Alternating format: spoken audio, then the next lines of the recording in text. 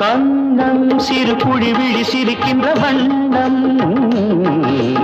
இன்னும் இதழ் பறவைகள் குடிக்கின்ற கிண்ணம்